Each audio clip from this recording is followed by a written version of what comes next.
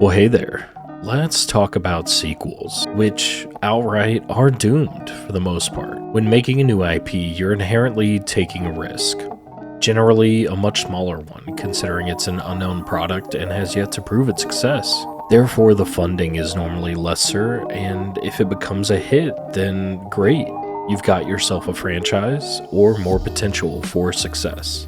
Unless you don't. Often we see in the games industry that a sequel being greenlit and beginning development is normally a good thing, right? Well, not quite as much as we'd like to remember. To name a few series that had mostly great sequels, leading to even a third or fourth game. Now we have some from PlayStation, and that's God of War, Uncharted, Infamous, Horizon, Killzone, The Last of Us. Then Nintendo has a few as well: Mario, Zelda, Smash Bros, Metroid, Kirby, Animal Crossing, Pokemon. And then, well, we've got Xbox. Xbox has Gears, Halo, and Forza, maybe? Not as many. But hey, we're getting there.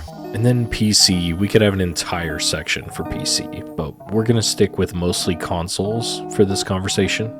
Now, the point being here that every one of these had somewhere to begin with. Every single one of them started from nothing and then grew into the success stories that we know them to be today. Making a new IP is scary and often daunting, but without them, we would not have any of the franchises that we so dearly love. Taking that shot and throwing your idea and creative work at the wall, seeing what sticks, that's what makes it all worth it. Until you find that hit and you start raking in that cash, and boy, there's a lot of it, then you inevitably get that question: what about a sequel? Now you see, in my opinion, sequels are the absolute scariest thing to attempt to pull off, especially if it's the number 2 in the franchise. Being the second in the franchise has a lot of expectations, but as you get further down the line with more successes and create more games within that series, you can afford to make a few mistakes. Sure, God of War 6 might not be as good as the previous one, but it might hurt that IP a tiny bit. Everything else before it was amazing though, meaning that the money earned for the previous 5 games were already there, and it paved a way to make those course corrections for any mistakes along the way. But if you mess up a direct sequel to something that just began, then you might not be able to get back on course. You'll just simply veer off the road, your car catching on fire as it crashes into a tree. All of your money inside burning to the ground, and you just stand there watching as it turns to ashes. We see this happen all the time in the games industry.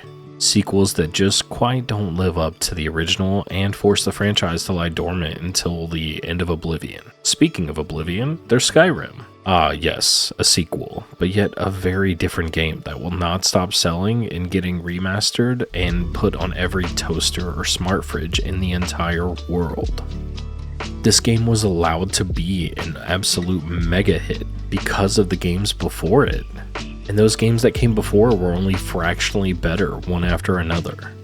And yes, I am sorry for bringing up Skyrim, but we can't talk about like the 4th or 5th game in a series without bringing it up in some way, because it made a fucking $1 billion. But whenever you take a risk on something bigger and better with only the number 2 game in the series, you could just outright kill it before it ever gets to grow into something larger.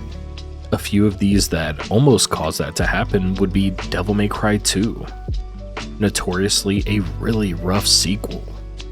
Not the worst game ever made by any means, but it took all the fun and the absolute insanity of the first game and it turned it into something bland and boring. Then we have Dragon Age 2. And with that one, they decided to revamp the entire combat, story, world, allies, and made it terrible. Literally everything was changed to make a completely new game, but set in the same world, but yet worse. Then out of the worst sequels, out of almost anything that I could imagine, we have something that's repackaged as if it was a sequel. Yeah, that's right, we got Overwatch 2. I really don't even have anything extra to say about this. Just go read some Reddit threads sometimes and you'll see why everyone hates this game. I bought this game twice when it originally came out and loved it for the first few years. Then it just turned into whatever it is today. Now, I do want to caveat this entire conversation by saying some of my favorite games are sequels. I don't hate sequels. The idea of expanding upon a game that was already phenomenal is extremely intriguing. I mean, during the entire video, you're watching gameplay of Risk of Rain 2, one of my favorite games of all time. I never even played the first one until after playing the second game. I wouldn't be able to experience this amazing game unless they took a risk in the first place. And yes, pun intended. But then we have a few examples of IP that have upcoming announced sequels that look amazing. We have Horizon, Ghost of Tsushima, and Death Stranding. Now, I could go on to list many of different sequels that are planned or currently in production, and many that I am anticipating to play. Of course, listing a few of some of my most anticipated is what I'm going to do here. They are also AAA. But there's plenty of indie games coming out as well. I mean, look how long we've been waiting for Silksong. A lot of times, sequels are relegated to AAA games, because a lot of indie developers can't afford to create new games all the time. So they have to try with a new IP, because they have to go back to their roots with lesser funds to do so. Some of my favorite ones recently that are from either brand new developers or people who have been doing it for a long time and just made something new. You got Sea of Stars, Dredge, Cocoon, Viewfinder, Animal Well, and Balatro. Then the games in the series that have many sequels and have come out with recent, very well-received games is Tekken, Street Fighter, Final Fantasy, Like a Dragon, which is Yakuza of course, Prince of Persia, Astro Bot.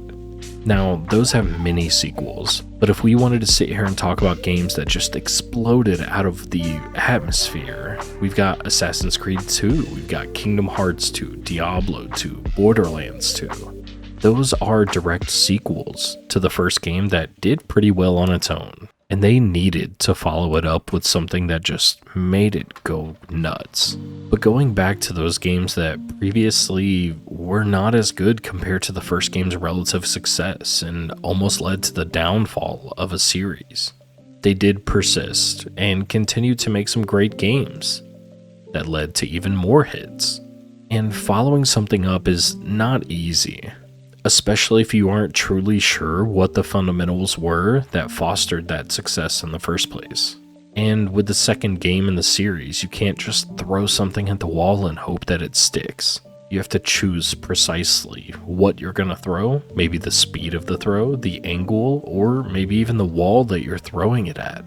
And I know I have used a few different analogies throughout the video, but I want to leave you with one last one here.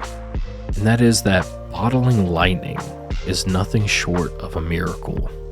But sitting back and hoping that you can pick and choose where it'll strike again is nearly impossible.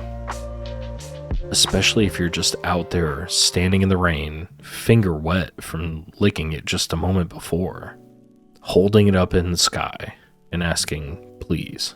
Compared to the people that are building a lightning rod made of copper, it takes planning and persistence. They have a much higher likelihood of getting that lightning to strike. You just have to put effort and understand what caused it to strike the first time. And sometimes it does, making it seem like magic. But instead of trying to bottle it, you grab that lightning and you ride that bitch.